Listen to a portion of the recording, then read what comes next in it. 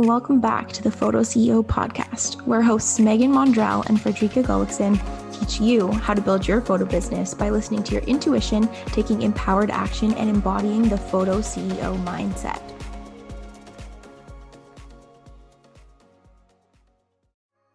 Welcome back to the PhotoCEO Podcast. My name is Frederica, and I'm here with my business partner, Megan, and we're going to be talking today about how to get out of victim mentality when you are in the middle of building your photo business. So Megan, do you have any tips right off the start for like what even victim mentality would look like for a photographer who's building their business? Yeah, right out of the start, I wanted to quickly just mention a little bit, just a few thoughts that I have when I think of victim mentality. And I'm pretty sure that a lot of people listening will have these same initial thoughts as well, just based on past experiences with the term victim mentality. I think that for me, in the past, it has been used as like a high pressure sales tactic. And I think that a lot of people have seen that too, where instead of talking about victim mentality from a place of love and wanting you to grow, it's from a place of trying to manipulate you into doing something or manipulate you into thinking that you're not enough and therefore you need something. So I wanted to start off with that. We aren't going to try to sell you on anything. We aren't trying to tell you that you are less than or anything like that. This is to try to shine a light on some areas of your life that could use a little bit of reflecting and therefore create some massive positive changes for you. But first of all, I think that some really easy things for the victim mentality, there are so many different interpretations and things that can be very unique to each person. But I think that one thing that is very prevalent right now is the coronavirus. I think that that can be a huge area where you can embody that victim mentality. And instead of trying to embody a position of growth, you can embody a position of stagnancy because you're just laying down and letting that happen to you and not using this time to put towards different areas of your business, innovation, and learning. And instead it's just, oh, this year sucks again. Just gonna take it, I guess, kind of mentality. Yeah, that's a really good point. I didn't even think of coronavirus like when I was initially like outlining this podcast, but that is like a big one. There were, as you know, like a lot of businesses who went out of business because of COVID-19. And while that there was some of that really couldn't be avoided, I think a lot of it could have potentially been avoided if there was that innovation piece. Like there were a lot of businesses who really thrived during this time too, who did innovate and who came up with new ways of doing business that didn't include having people come and work directly with them. So like what I think of first is some catering companies who started creating home meal plans for people and then delivered them versus having them try to book events or come to them for business. They were like, let us come to you and we will provide really healthy, nutritious, delicious food that, you know, makes you feel taken care of and gives you a sense of novelty, even though you're going to just be at home for a few months, you know? Well, now it's been more than a few months, but you know what I'm saying. Exactly. Yeah. I think that's an awesome idea. Yeah. So I love that whole idea of rather than letting the external circumstances of the world control you, you really take it as an opportunity. So you immediately switch that mind frame from poor me to what can I get out of this? Where can I grow? What can I do differently? And really start to like innovate and think outside of the box. Like that's one of the funnest parts about being an entrepreneur. This year really provided a huge opportunity for that for a lot of people, especially for photographers. Yeah, I think that another thing to keep in mind as well is that a lot of people, I think that victim mentality really starts to hit people with goal planning. And that's why I think that people have an aversion to planning goals, is because they are afraid of not hitting them. And I think that a lot of the times people, if they don't hit a goal, whatever that circumstance, that they can blame that, end result on, that's when they take on that victim mentality to that circumstance, instead of just taking the ability to pivot at that point, and again, like, regain control of your, designing your life, and using that innovation to, you may not have hit that original goal, but pivot and hit another goal. And I think that's something that a lot of people either did or did not do in this past year, which did result in whatever their outcome was. Yeah.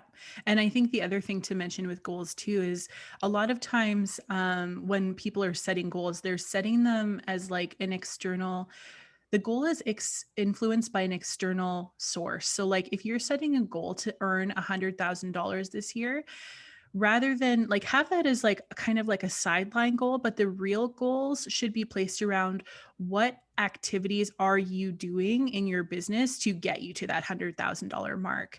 Not and not have it be anything about, booking a certain number of clients, because booking a certain number of clients is going to be based on that external person giving you business, versus what are you doing as $100,000 a year business owner to get yourself to that place. And then also detach from that outcome of $100,000 and know that as long as you're pushing toward that and you're acting as that $100,000 a year business owner, you're doing the best that you can. So no matter what you end up earning at the end of that year, you are going to be in a better position just for having that intention in the first place than if you didn't have that intention or beat yourself up along the way saying, I'm not getting there quick enough. I'm so far behind. Just do your best, act as the $100,000 business owner, and then be okay with wherever you land at the end of the year and know that you did your best. Yeah. Ricky, do you think that you've ever felt yourself being a victim mentality in your business? Maybe. And by maybe, I mean abso-freaking-lutely. Like, not just in my business, but in my personal life, it has been a process, to say the least, over the last 10 years of moving out of that victim mentality and really getting into a place of empowerment and self-compassion. And I find too that in the past, anytime that I was really in victim mentality, I was in comparison. So I was in comparison of like what I was doing compared to what other people were doing, how quickly my business was growing versus how other people's were growing in terms of the photo business. But also I was in comparison of all the shoulds, like, that I placed on myself. Like, I should be at this point by now in my business, rather than just like being okay with where I'm at and moving forward in a way that is like has some compassion around it. Like, the comparison was really just a great way to, you know, you beat myself up basically in my head for not being where I thought I should be in my business or in my life. And so that piece really started to shift, like I said, when I started actually having compassion for myself. I think a lot of people are like, it's super easy to have compassion for other people and like show empathy and connect with others when they're struggling. But we tend to be our own worst judger and our own worst critic when it comes to how we're doing in our lives. And the only way that that can really shift is if you start just like still set goals for yourself, like I said, in terms of what you are going to be doing personally in your business, but also give yourself the space to like just have compassion when you're doing the best that you can, and congratulate yourself and reward yourself and acknowledge what you have done. Take a second to do that rather than just like always just being hard on yourself and always comparing yourself to others or comparing yourself to what you think you should be doing or where you should be. Yeah, that's really interesting that you said that, actually, Ricky, because I had a little moment and thought while you were speaking about that competition piece. And I think that we have very different personalities in the sense that for me, when I am comparing myself to where I think that I should be, or even someone else, not that I'm necessarily in competition with someone else, but I have a very competitive spirit. So it almost is a positive for me to see where I should have gone, because instead of it being like this, oh my gosh, like, why did I not hit that goal and beating myself up over it, it's just like this fire underneath me where I'm like, okay, well, like, let's go, we're gonna hit it this time, we're gonna double it. So I think that that's interesting that we have such different outlooks on that, and I wonder yeah, how many people share my perspective versus your perspective on that. It's very interesting. But Yeah. I would say that my biggest I didn't struggle with that, I think, for that reason, very much in the beginning of my photography business. I think that I did take on a little bit of victim mentality when I moved to Calgary. And I just totally underestimated how difficult it would be to start a business again in a completely different market with people that have grown up in different communities with different values. And then again, just this past year with COVID, I think that I did embody some victim mentalities for sure. Mhm. So how did you move yourself through that? Um, in Calgary, I definitely think that it was just, again, that competitive kind of mindset, like competing against myself. I definitely reframed my thoughts away from like this, oh my gosh, like, woe is me, this is going to be so difficult, like maybe I should just take an easy way out and get a job, and framed it more as that was the year that I first started doing workshops, and reframed it as this is going to be a second chance to really test all of this stuff that I'm teaching people. Because if I can make it work where I have no connections, then someone who has grown up in a community and has connections can absolutely implement these things and make them work. So changed my mindset the first time around. And I think that the second time around as well, it was just a bit of that mindset shift from this, okay, well, this year I don't have any jobs. And at the time I thought that 2021 was going to be crazy busy. And instead of just like sitting and sulking over that fact, stressing over the fact that the next year is going to be so busy, I decided again to just innovate and implement taking on a team so that when stuff is busy again, and 2021, maybe this is the year, we aren't entirely sure yet, I do have tools to use in order to propel forwards instead of just maybe picking up where I left off and not making any progress, or moving on and giving up altogether.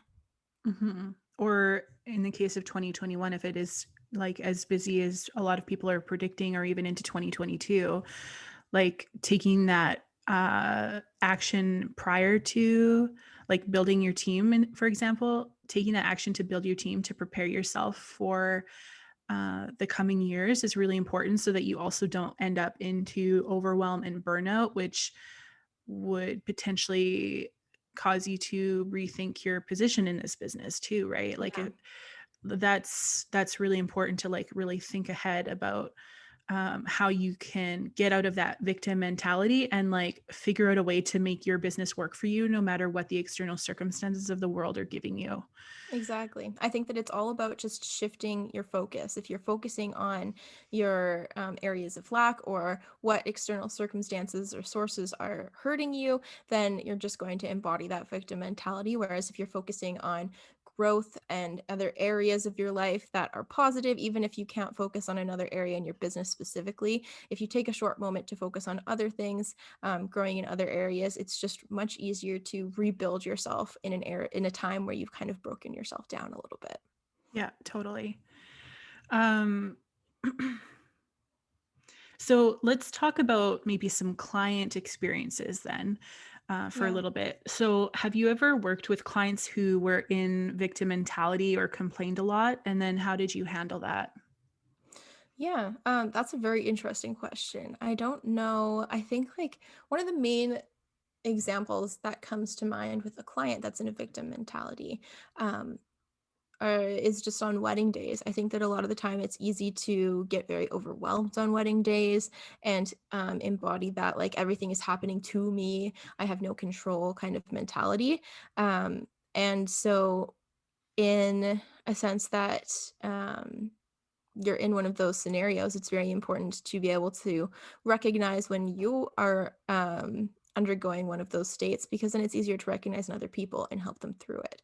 And so when stuff does happen to brides on their wedding day. Sometimes they don't want the flowers to arrive late, or a bus to make a backing up noise during their ceremony and stuff like that. But sometimes it just happens. And when you're able to be in a grounded place, and you can practice that for yourself, it's very easy to then help ground other people when they're in that state as well. Oh, totally. And I can speak to that directly as I hate the word bride, to be honest, but as a bride, when I got married in November and you were photographing our elopement, right before the ceremony started, I was trying to get my families set up on Zoom so that they could participate. And then our officiant had arrived. And she was like trying to get organized for the Yeah. ceremony. And like there was just like a whirlwind that was happening. And Megan like came up to me, and I'm like I felt like I was like spinning. Like I felt like I was like turning around in 1,000 circles being like, hey, where do I need to be? What is happening? I figure this out? And she just came up to me and was like, what do you need right now? Like, what can I help you with? And are you okay? And just like having that like brought me kind of right back down to like a more calm and centered space so that I could actually use my brain and think like, okay, let me try this to get this set up on Zoom. Then it worked. Then I got it set up so that my family could see us getting married.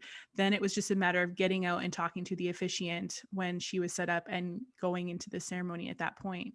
But like that was something that really stuck out in my mind from that day, was like that was the most chaotic moment from the whole day. The rest of the day was totally fine and like really fun and chill for the most part.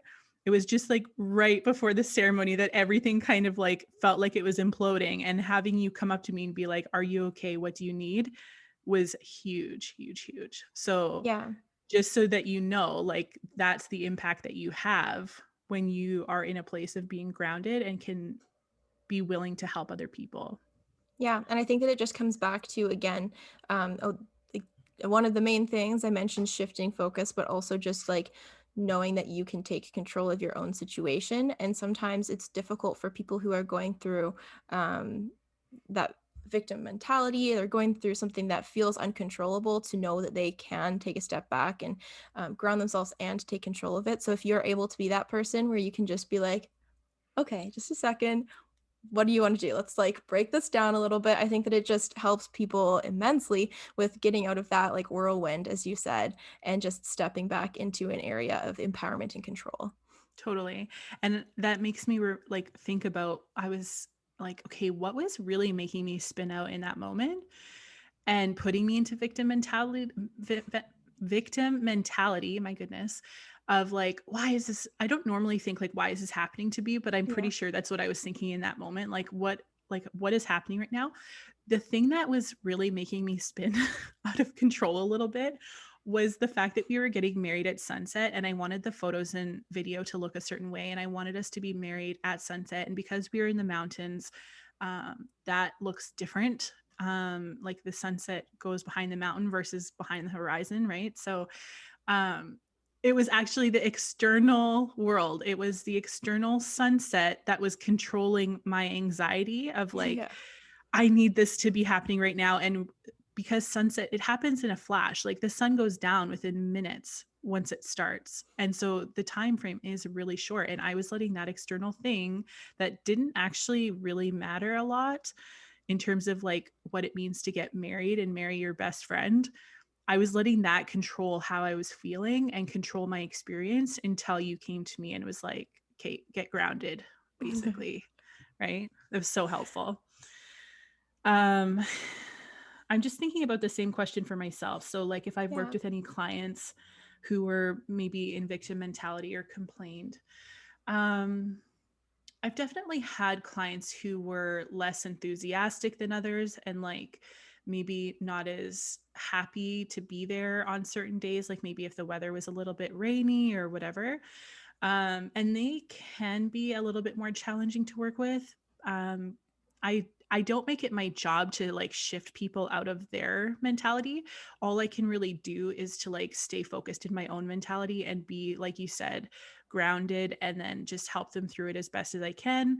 and let them just have their own experience if they aren't having a particularly good day. Or in the case of like, I find a lot of times if it's a family getting together for a photo shoot or a couple that is male female, it's usually the male who doesn't want photos done, so they can be a bit hard to read, and hard to kind of like get involved in the process and just relax and have fun. So I just kind of let them have their own experience, and we warm up over time, right? And the more that Yeah. their partner or their family is enjoying themselves, the more they start to relax and just enjoy themselves too. But that's, yeah, in terms of like handling that, like I said, it's just kind of like about being grounded yourself and then also just letting them have their own experience. And then as the photographer, you can do certain things to guide them so that they have a good experience too, and that they don't just feel like they have to be there out of obligation.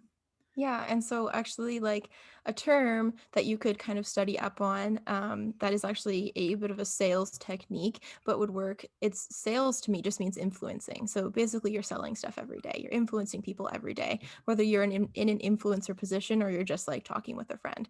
But it's called pacing and leading. And so, just as Ricky said, when someone isn't in like a great positive mindset, you don't want to just hit them in the face with this like, wow, like let's get going, let's get excited, and they're going to be like, well, I don't even want to be here now, you're being all weird and like forcing this on me.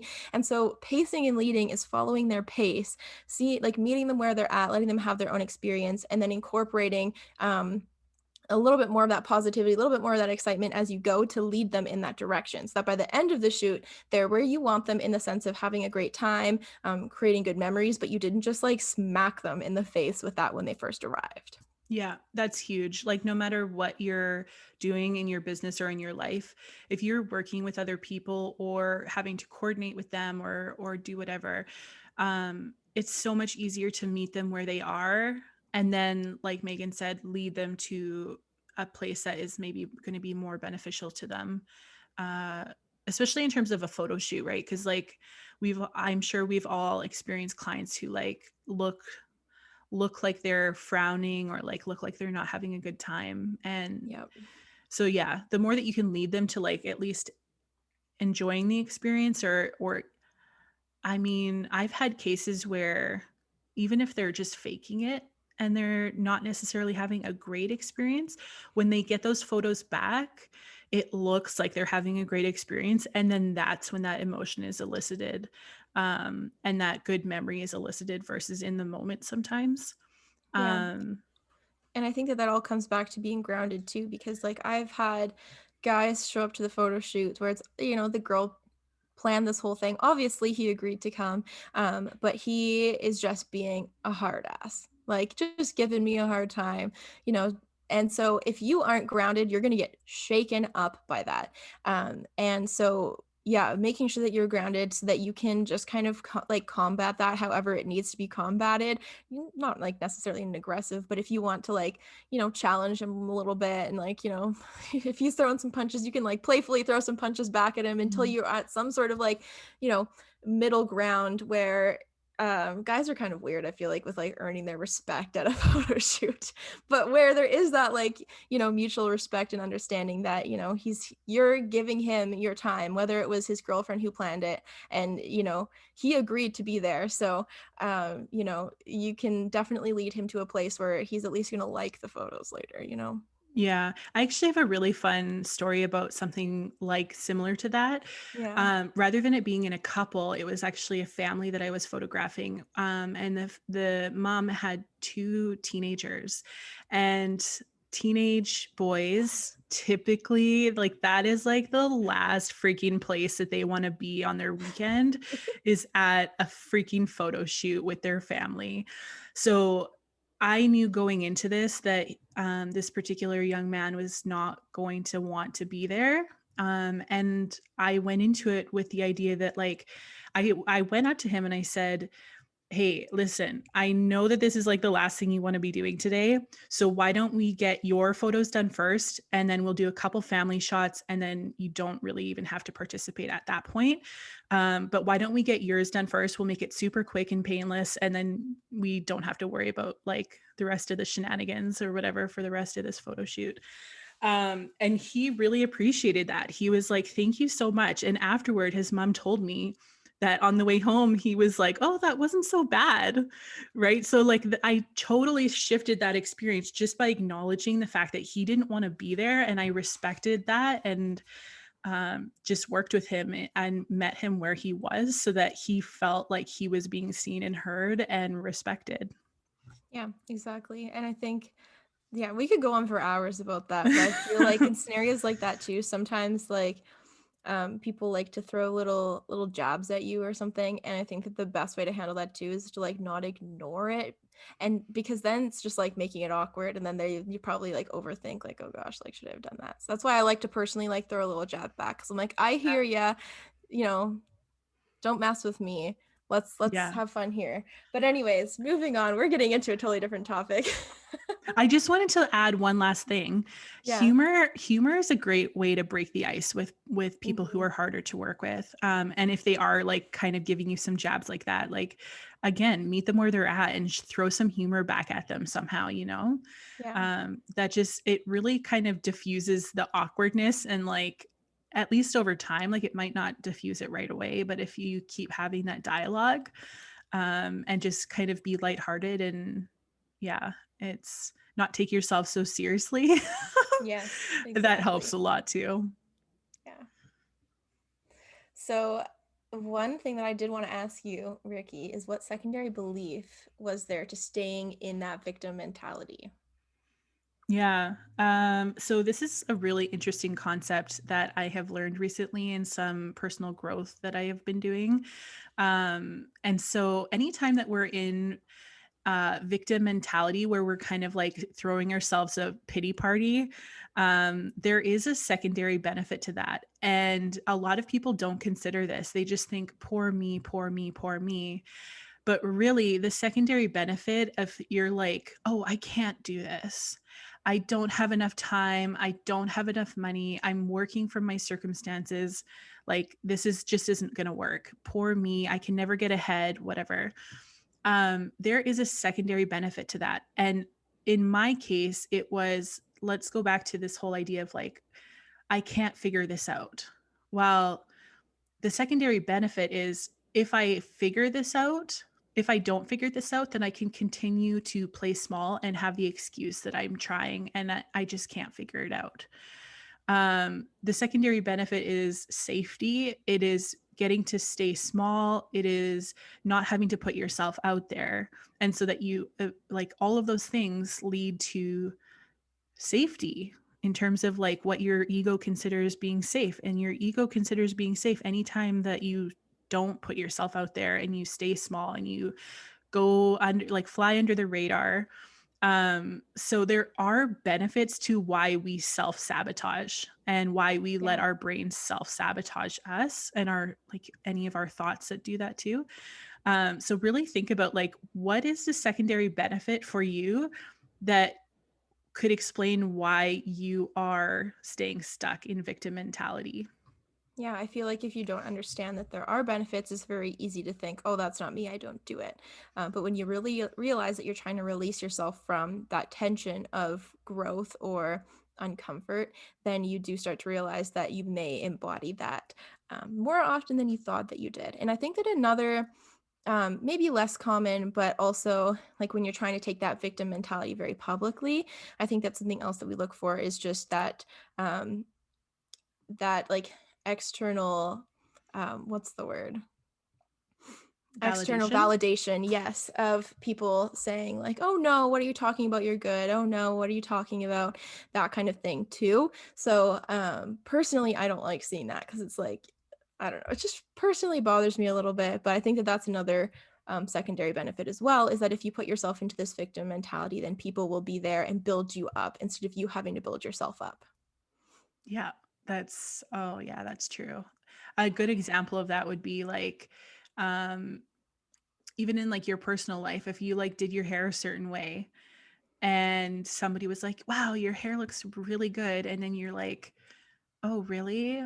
I just rolled out of bed. Like I didn't even brush my hair today. Right? Like it's just a way of like coming down on yourself when people are like trying to give you a compliment versus just being like, hey, thank you. That really made my day. Yeah, You or know? you could just something that, it's that like felt cute might delete later, like selfie where you're like, I don't know if I really look good in this photo because you're expecting people to say, oh my gosh, like you look gorgeous. And like that's just a very well-known mainstream example, but lots of people do Yeah. it in other areas of their business too. And I think that sometimes people can also mistake like being like showing vulnerability, but really what they're doing is showing a bit of that victim mentality. So Yeah. yeah, Oh, yeah. I could go on for days about that. me too. Whole other Oh, topic. yeah, But that is yeah, really a whole other topic, but it's fascinating, especially with like the movement behind mental health awareness right now. It's like everyone is clamoring on to like have a mental health issue that they need to share about all the time. And I think that the awareness is really important and that we talk about these things, but also part of it, in a lot of our cases, I know certainly in my case, um, is if I'm in victim mentality and I'm experiencing what feels like depression or anxiety, the more that I connect with those terms and say, I am depressed or I am anxious, I am an anxious person, the more I'm going to perpetuate that versus I am someone who works through my anxiety. Um, and or just say it is done and I don't have anxiety and I move and act in a way that um you know is brave even if I do have anxiety. Like yeah. there's different ways of reframing. It goes back to that whole reframing thing that we were talking about. And just not um embodying that kind of yeah, no, just not embodying that state. I think that there mhm. are lots of different ways that you could embody that, whether that just be I don't know. I think that lots of people share lots of memes about Yeah, things, and to the point where it takes some of the severity away from it in certain aspects, yet adds another severity in it in the sense of it's talked about lots, but now it's it's not something to be moved through. It's something to place on top of yourself, attach yeah, yourself to. Yeah, attached to, yeah. And I also want to just like give a disclaimer that like this is our opinion. Like, don't take this at face value if you are someone who genuinely struggles with mental health.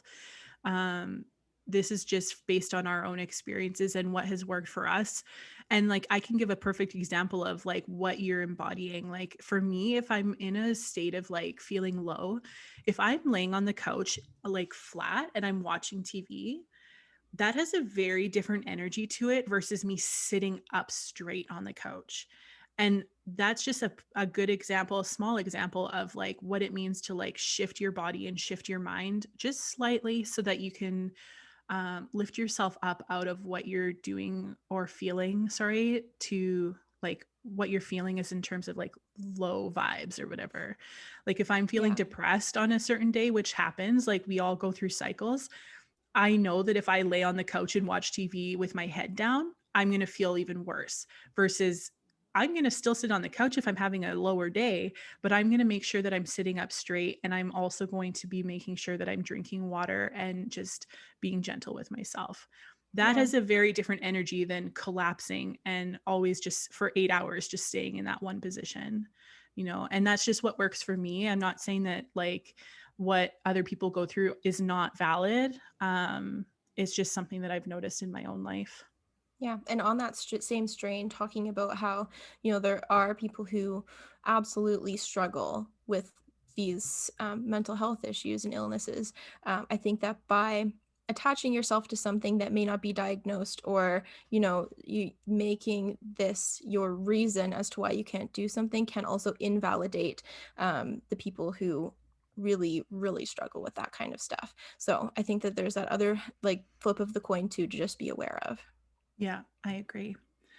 So I just want to shift the the conversation back towards our clients. Cause like, I think a lot of people would benefit from hearing about if in terms of like handling clients who maybe are in victim mentality or are complaining or just more difficult to work with, have you ever made any like mistakes in terms of handling those clients that we could learn from and try to avoid?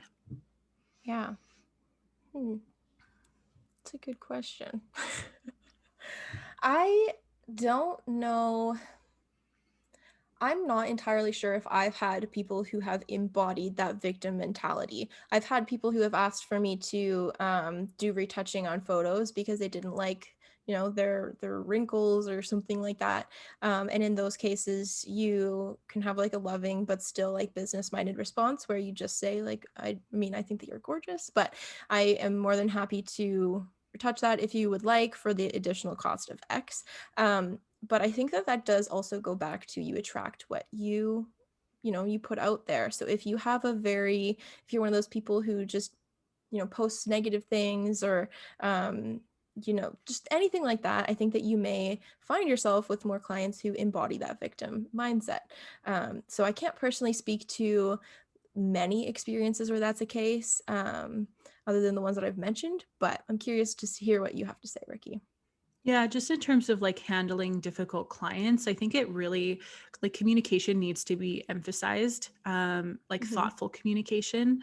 Um, so, I mean, if somebody emails you, like Megan was saying, and they want some retouching done on an image because they don't like the way their face looks in terms of like if they have a pimple or if they have wrinkles that they don't like and they just want them softened, there's a way that you can go about doing that.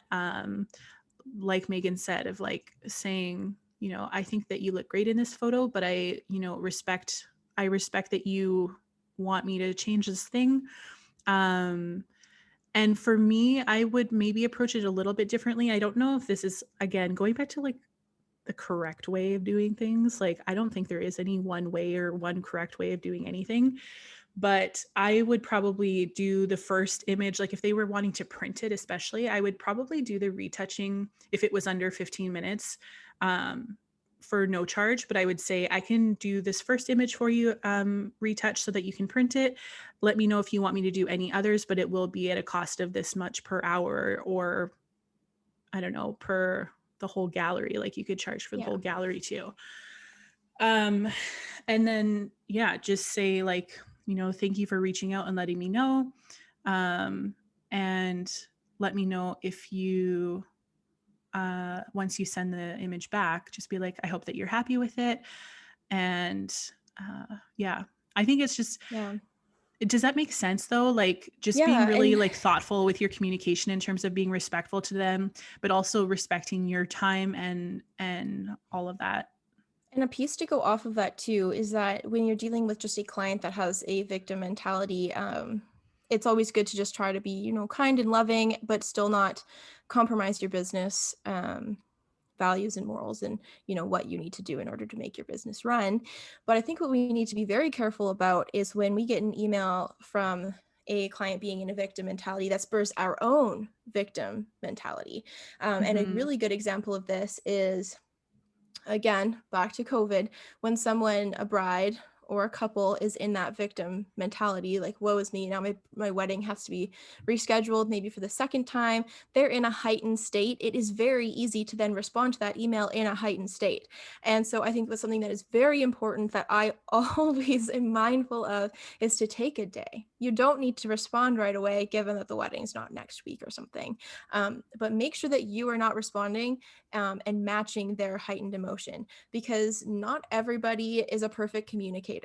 And so you have to embody as the business owner, being that better communicator. And so Mm-hmm. for me, what that looks like is taking time, responding to everything in a very clear and concise kind, but probably a little bit way more to the point than like, my response to an inquiry, because we're not, using flouncy words at this point. We're trying to make sure that we are both understanding each other and meeting each other, so that we can move through it and work through it instead of just batting back and forth at each other at these like heightened emotional states and just, both being victims, and it just doesn't work. So I think that's something to really keep in mind as well. Yeah. This is going to sound maybe like a bit of an insulting comparison. But when I was training our puppy, when she was a puppy 3 years ago, our dog trainer was like, if your puppy is at a 10, you need to be at like a 2.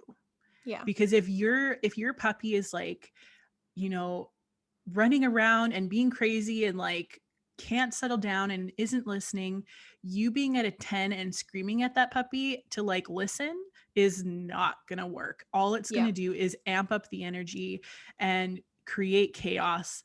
And so the more that you can be like grounded and like stay at that 2 when they're at a heightened level, especially with this COVID thing, like, I mean, of course, like people Yeah. are just frantic about having to reschedule their weddings, and rightly so.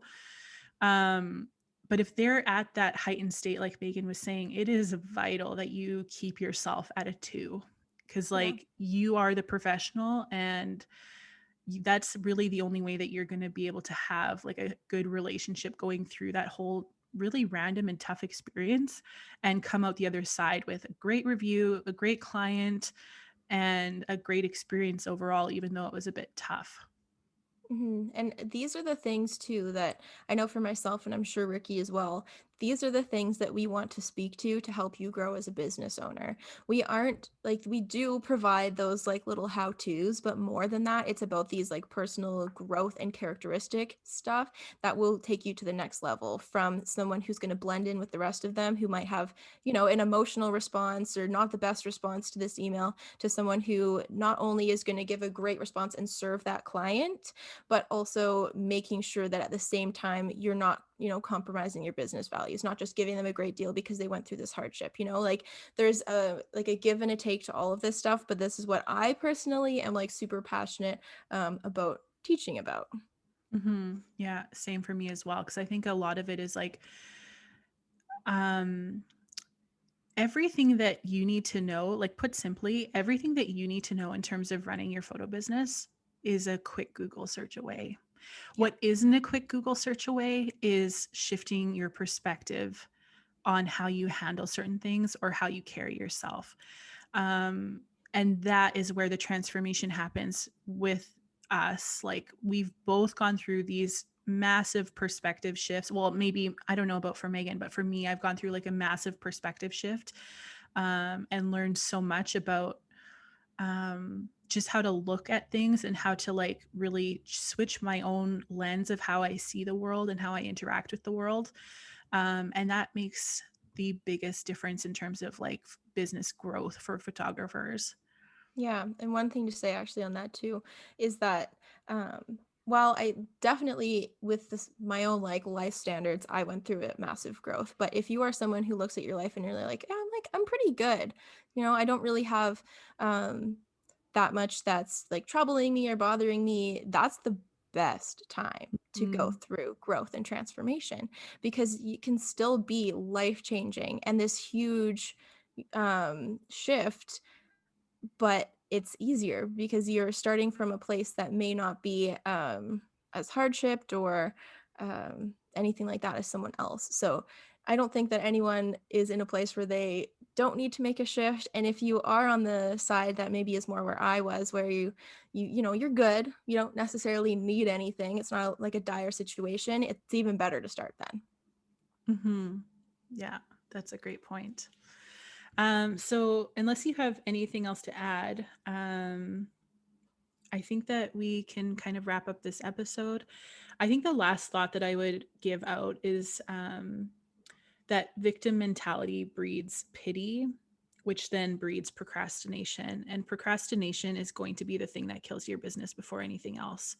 Yeah. Or rather, the thoughts that you have that create procrastination, that will be the thing that kills your business before anything else, even in a saturated market. So just kind of keep that in mind, and, you know, start asking yourself questions like, how can I see this differently? That's as simple as it is. Like, that's all you need to do for getting out of your own victim mentality and also helping reframe clients' victim mentality if they happen to be in that place. That's awesome. Well, I think Um, that's all that we have for today's episode.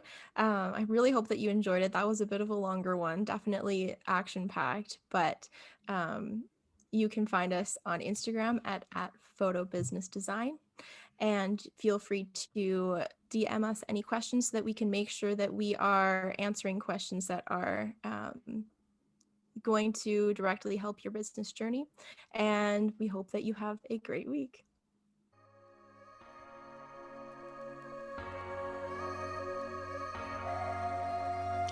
Thanks for listening to the PhotoCEO Podcast with your hosts, Frederica and Megan. We hope you enjoyed your deep dive into these tips and tricks on how to transform from photographer to photo CEO. If you liked this episode and want to learn more, we are hosting a free PhotoCEO Masterclass on May 5th and 6th, 2021. We will be giving you tons of powerful and heart-centered content that will help you feel more in control of your photo business, book more clients, and claim the financial freedom and fulfillment you've been seeking in your photo business. If you want to kickstart your journey as a photo CEO, go to photobusinessdesign.com/masterclass to sign up. That's photobusinessdesign.com/masterclass. We look forward to seeing you there, and until next time, have a great week in your photo business.